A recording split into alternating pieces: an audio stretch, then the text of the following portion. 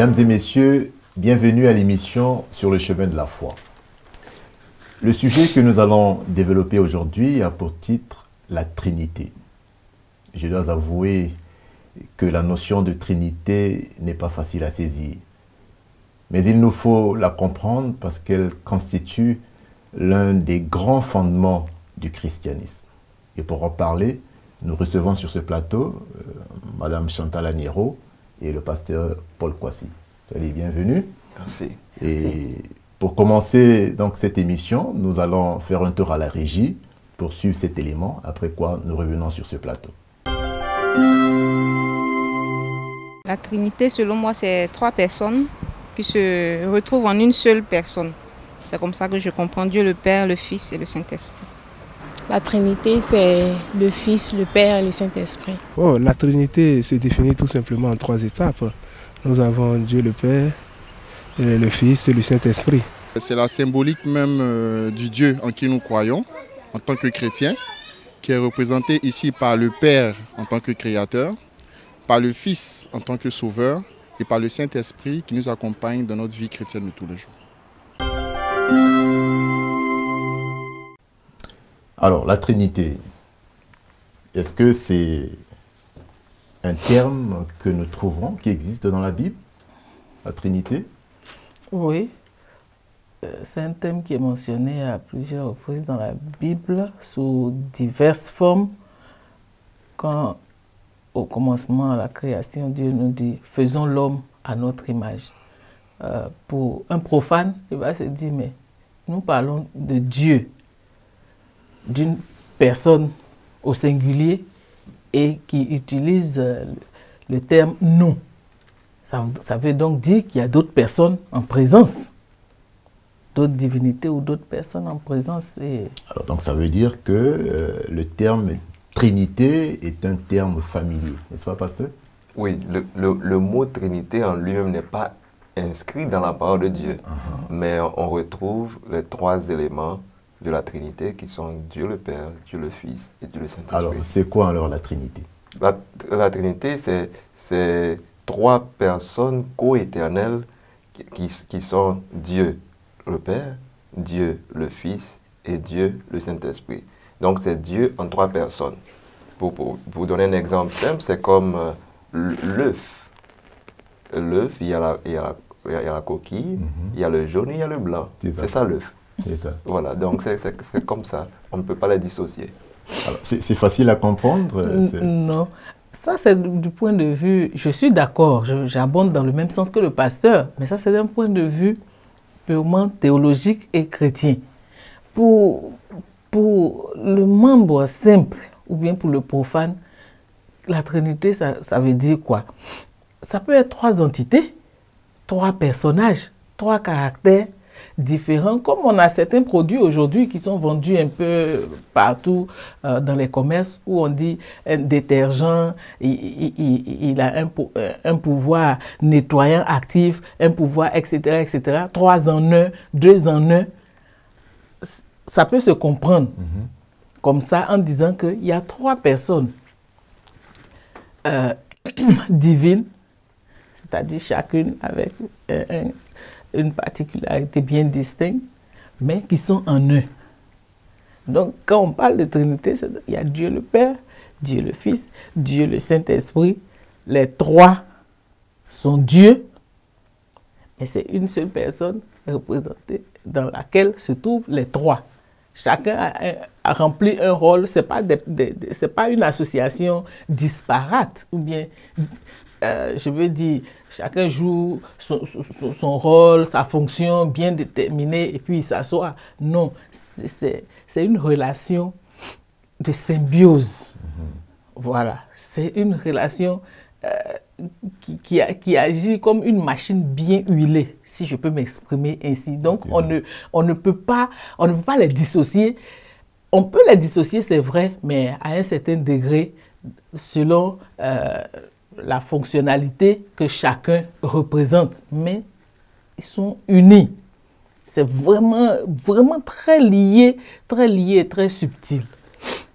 Alors, comme je le disais dans l'introduction, j'avoue que ce n'est pas facile à expliquer, mais je crois que plus nous allons avancer dans cette émission et je crois que ça sera beaucoup plus explicite. Je voyais le pasteur... Oui, il y a quelqu'un qui disait que c'est comme l'électricité. Il n'y a pas d'électricité sans câble, il n'y a pas d'électricité sans ampoule, il n'y a pas d'électricité sans interrupteur.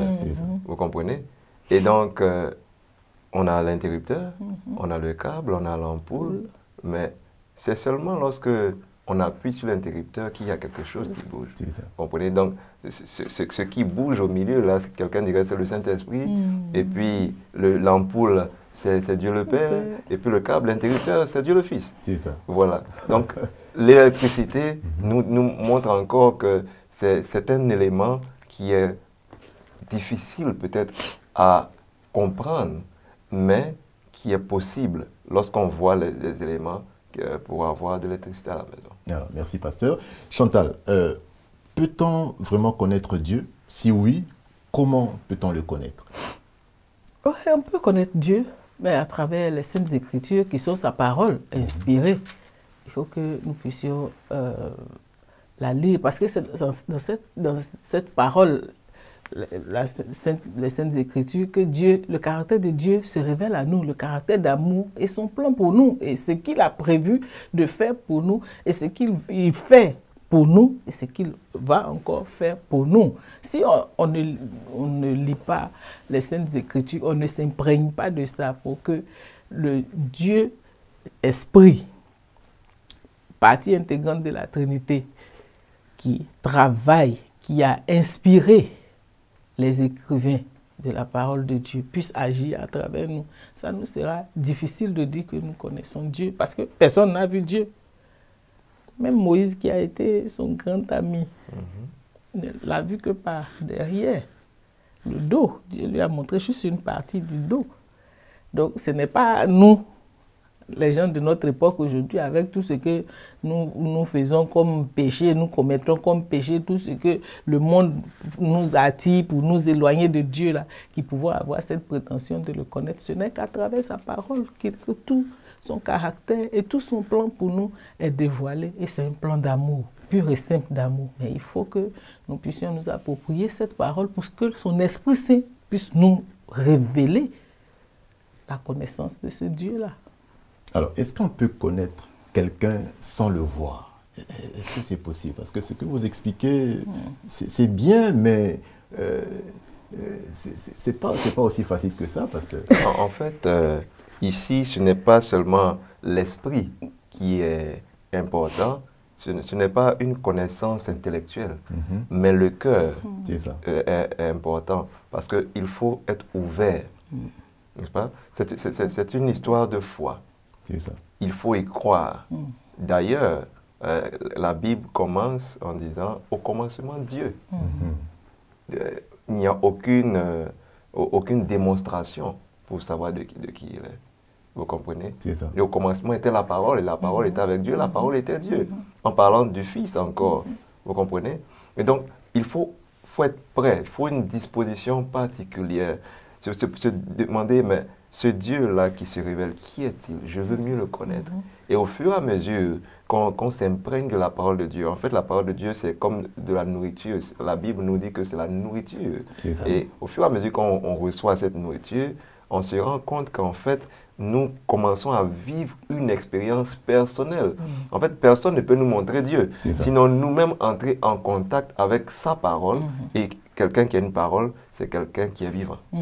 Quelqu'un qui est mort ne parle pas. Alors, qu'en est-il de ceux qui ne peuvent pas lire la parole de Dieu? Prenons par exemple des personnes analphabètes qui ne sont pas allées à l'école. Comme vous dites que pour connaître Dieu, il faut lire la parole de Dieu. Alors, comment est-ce possible avec ces personnes-là? C'est intéressant la question, parce que c'est là où la notion du Dieu créateur intervient.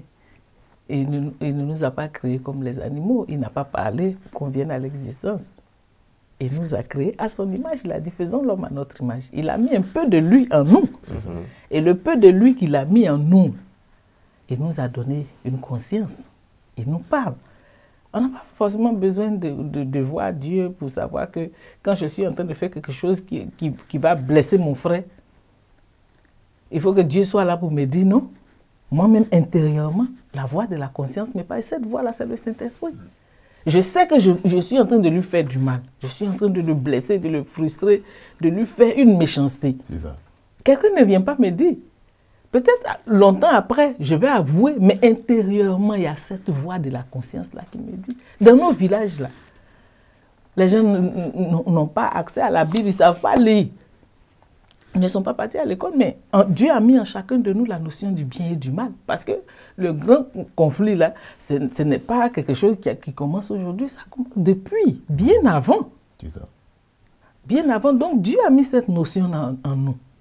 Et chacun sait, quand il fait quelque chose de bien, la voix de la conscience le parle. Quand il fait quelque chose de mal aussi, il y a ce qu'on appelle le remords, la culpabilité, ça te gronde. Peut-être que ce n'est pas visible aux yeux de tout le monde, mais en tout cas pour nous les êtres humains, en qui Dieu a mis son esprit et il a mis une part de lui-même, nous n'avons pas besoin de dire que comme Dieu, je ne vois pas ce Dieu-là physiquement, donc je ne peux pas croire. C'est faux. Nous serons jugés par la lumière ou l'éclairage, le message que nous avons reçu. Et cette notion du bien et du mal, Dieu l'a inculqué dans chaque être humain. Alors, je crois que le pasteur va intervenir aussi. Ce psaume 19, verset 1, nous dit les cieux racontent la gloire de Dieu. Vous comprenez? La création elle-même, la nature, nous révèle un Dieu merveilleux. Même cette machine humaine que nous sommes, nous ne sommes pas encore parvenus en tant qu'être humain à la comprendre entièrement. C'est ça. C'est un mystère, C'est ça. vous comprenez?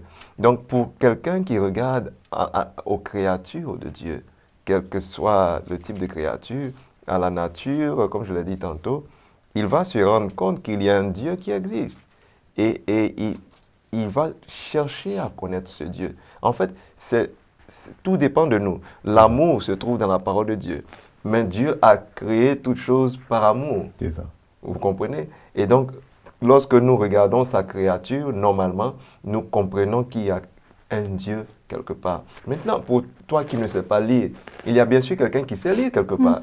Et ayant ce désir-là, Dieu va pousser une personne à venir vers toi avec sa parole. Et cette personne pourra te lire les Saintes Écritures.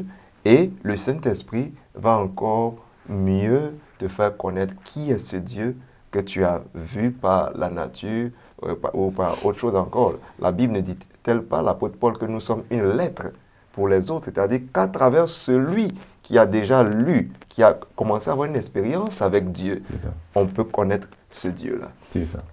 Oui, je dirais même que dans les périodes, autant jadis, les périodes reculées, où l'évangile n'avait pas encore pénétré dans nos villages, dans nos hameaux, dans nos campagnes. Mais quand tu prends quelque chose qui appartient à autrui et qui ne t'appartient pas, comment les gens savaient que c'était mal? Les gens savaient que c'était mal dans nos villages, parce que ça devenait toute une affaire d'État. Il a pris le champ de telle personne, il a pris la femme de celui, il a pris le manioc de celui-là, ou bien il a pris la récolte de... Sur quelle base? Il n'y avait pas de loi. Il n'y avait pas de loi, il n'y avait rien pour juger, pour dire que je n'ai pas le droit de prendre. Donc c'est là où je dis que Dieu avait mis cette prédisposition en nous, de la notion du bien et du mal, déjà. C'est ça. Donc le reste est consigné maintenant dans sa parole, et sa parole est juste venue mettre l'accent encore plus fort, mettre l'emphase pour éclairer. Parce que cette notion-là était là, mais chacun peut l'utiliser selon ses humeurs et puis l'interpréter selon que ça l'arrange. C'est pour tout ça que Dieu, qui est omniscient, a voulu que sa parole soit claire. Comme ça, tout le monde a droit à la même lumière. La révélation est claire, à la même lumière, et nous vivons en harmonie les uns avec les autres. Merci beaucoup. Alors, nous allons marquer une pause et nous allons suivre ce que la régie nous propose, et après quoi, nous revenons sur ce plateau. On peut l'appeler Yahvé, on peut l'appeler Shalom, on peut...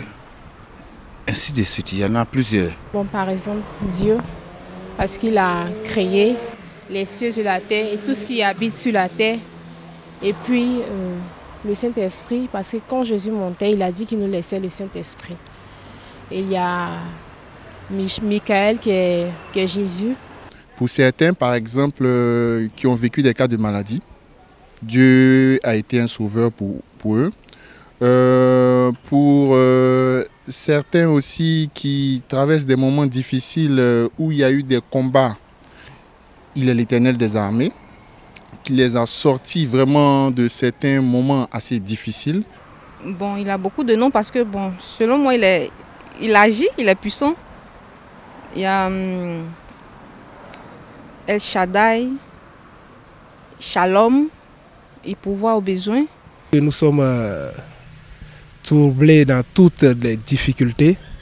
Nous savons que nous devons l'appeler Emmanuel parce que Dieu est avec nous. Alors, lorsque nous lisons la parole de Dieu, nous remarquons que Dieu a une multiplicité de noms. Alors, comment cela s'explique-t-il? Oh, ça s'explique par le fait que Dieu agit différemment dans nos vies, en différentes circonstances. Par exemple, quand on voit l'histoire de Agar, Abraham, vous vous souvenez, avec Sarah, lorsqu'elle partait, elle a quitté, elle parle de Dieu comme El Roi, Dieu qui voit. Vous voyez, tu vois ma souffrance. Tu vois? Ou encore, on parle de Dieu comme celui-là qui guérit, El Rapha. Donc, en fonction de ce qu'il fait comme El Shaddai, le Dieu tout-puissant. Vous voyez, il y a différentes appellations que Dieu a parce qu'il n'est pas un Dieu qui est figé à une seule fonction. Il couvre tous les aspects de nos vies. Vous voyez? Et ça c'est intéressant. C'est ça. Est-ce qu'on peut citer d'autres noms, Chantal? Il y a l'alpha et l'oméga, on l'appelle l'alpha et l'oméga, le Dieu du commencement et de la fin, c'est-à-dire, hormis lui, il n'y a pas de Dieu, il est inégalé, il est inégalable, il est au-dessus de tout, il n'y a pas de comparaison. C'est lui, c'est lui. Il y a aussi El Elyon, le Dieu très haut. Il est vraiment très haut. C'est ça. Il n'y a aucune souveraineté qui puisse se comparer à lui. Donc, quel que soit, ça dépend des expériences, du vécu, de la relation quotidienne, si je peux m'exprimer ainsi, que chacun a avec ce Dieu-là. C'est ça. Parce que les différentes appellations sont profondes, sont riches de sens. Sans expérience personnelle particulière avec Dieu, cette multiplicité de noms ne veut rien dire. Ça sera juste une répétition. Ça ne veut absolument rien dire. C'est quand chacun de nous a fait son expérience, a expérimenté le caractère réel de ce Dieu-là, dans une circonstance, une situation précise, bien particulière, que ça revêt un sens. Donc, quand tu dis que Dieu est Jéhovah Rapha pour moi, et que tu es sorti d'un état de maladie extrême, bien d'une maladie dégénérative, et que ce Dieu-là t'en a sorti, et ça devient même, je peux dire, quelque chose d'extraordinaire pour la médecine, ça a un sens. C'est ça. C'est profond de sens. Par exemple, encore, quand Moïse et Aaron devaient présenter Dieu à Pharaon, dit, mais quand on va partir devant Pharaon qui a une multiplicité de faux dieux, comment est-ce qu'on va te présenter? Il dit, dites-lui que je suis celui qui suis. En d'autres termes, j'ai été là, je suis là, je serai toujours là, je ne change jamais. C'est ça. Donc, quel que soit ce que tu feras, rien ne changera. C'est seulement ce que je dis qui est ce que j'ai dit. C'est ça. Vous comprenez? Et on l'a vu dans l'histoire. Ainsi, tout ce que Pharaon a essayé de faire n'a pas marché. Finalement, c'est Dieu qui a eu le mot final. C'est ça.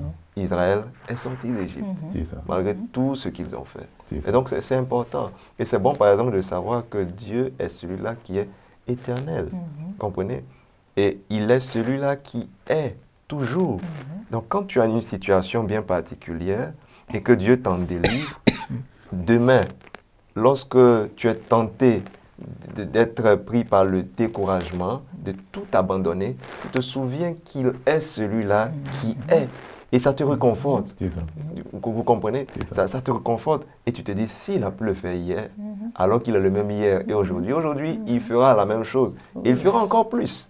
Vous voyez? Et ça, ce sont les attributs de Dieu qui font qu'il a plusieurs noms et qui font qu'on peut l'appeler El Shaddai, Elion, Adonai, et tout cela. C'est ça, merci beaucoup, c'est aussi clair que ça. Alors, nous savons que le peuple d'Israël était un peuple monothéiste.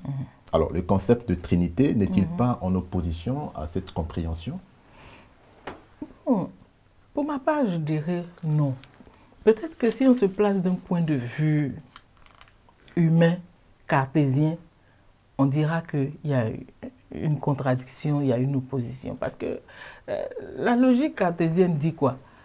1 plus 1 plus 1 nous donne 3. C'est ça. C'est ce qu'on nous a appris à l'école.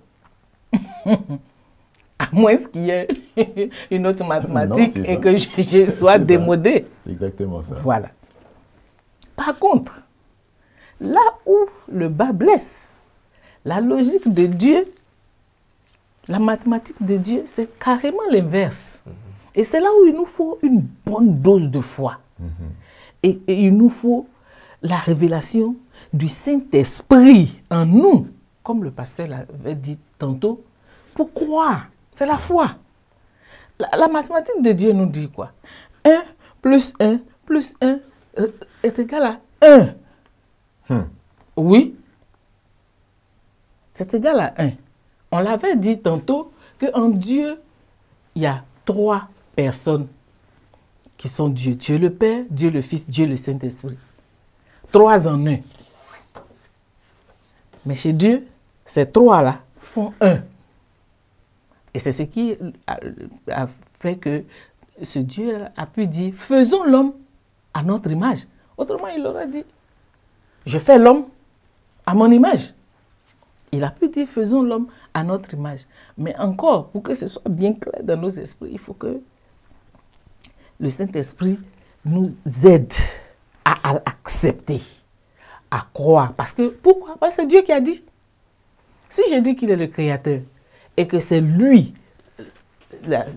les Saintes Écritures, en son sceau, on les appelle saintes, pourquoi? À cause de lui, en son sceau. Donc, je dois pouvoir croire et m'appuyer sur ça. Donc, il n'y a pas de... Vraiment, il n'y a pas... Pour moi, c'est 3 personnes en 1, 3 en 1 qui font 1. La religion, le concept juif parle de monothéisme. C'est une seule personne. Ils sont pas... C'est pas 3, 1, 2, 3. Non. Selon notre logique, à nous, notre mathématique, mais selon la mathématique de Dieu, c'est 1. Donc, il n'y a pas de contradiction. Vraiment. Oui, pasteur. Non, il n'y a pas de contradiction parce que, regardez même quand Jésus-Christ est sorti de l'eau après avoir été immergé au baptême, et on entend cette voix qui dit « Celui-ci est mon Fils bien-aimé en qui j'ai mis toute mon affection ». Donc Dieu le Père parle du Fils qui est venu s'incarner, qui a pris la forme humaine pour nous sauver. Et ensuite Jésus dit « Il est préférable que je m'en aille pour que le Consolateur puisse venir. » Parce qu'ayant pris la forme humaine, il ne pouvait être partout à la fois. Donc le Saint-Esprit qui est celui-là, la Bible nous dit, qui nous convainc du péché. Vous comprenez? Donc c'est cette personne-là qui est tout le temps à nos côtés, qui nous parle. Et c'est celle-là qui nous convainc de péché, qui nous dit, attention, tu as déjà péché avant, c'est pourquoi Jésus-Christ est venu mourir. Souviens-toi que nous t'avons créé à notre image. Et donc tu dois revenir à cette image. Et cela, c'est en acceptant Jésus-Christ et en acceptant son sacrifice à la croix. Donc le Saint-Esprit, c'est comme s'il y a une gymnastique entre les 3. Le Père nous rappelle la création. Je bondis sur ça. Oui. Quelle est la relation entre ces différentes personnes de la Trinité? justement, ces trois personnes-là, c'est comme si Dieu le Créateur, au commencement Dieu, ensuite Jésus-Christ, le Sauveur, le Rédempteur, qui vient nous racheter, n'est-ce pas, ayant été pris par Satan, puisqu'on a succombé. Et puis bon, le Saint-Esprit qui est là pour nous révéler, n'est-ce pas, cet amour de Christ, pour nous convaincre que c'est Christ qu'on doit choisir, c'est le meilleur choix, c'est la personne qui change notre vie. Donc c'est la même personne qui travaille sous différentes formes pour notre salut. Donc c'est la même personne, il n'y a pas de contradiction, c'est Dieu. Et c'est Dieu. Alors, les gens ont tendance, enfin, les gens affirment même que le Saint-Esprit n'est pas une personne, mais c'est juste une puissance que Dieu communique aux humains. Qu'est-ce que vous en pensez? Parce que nous disons que la Trinité, il y a trois personnes. Les gens disent que le Saint-Esprit, c'est juste une puissance. Qu'est-ce que... Le Saint-Esprit est Dieu, il est une personne, fait partie de cette Trinité-là. C'est trois personnes dans la Trinité. On ne peut pas parler de Trinité s'ils sont deux. S'il n'y a que deux éléments en puissance, deux personnages, deux caractères, ce n'est pas possible.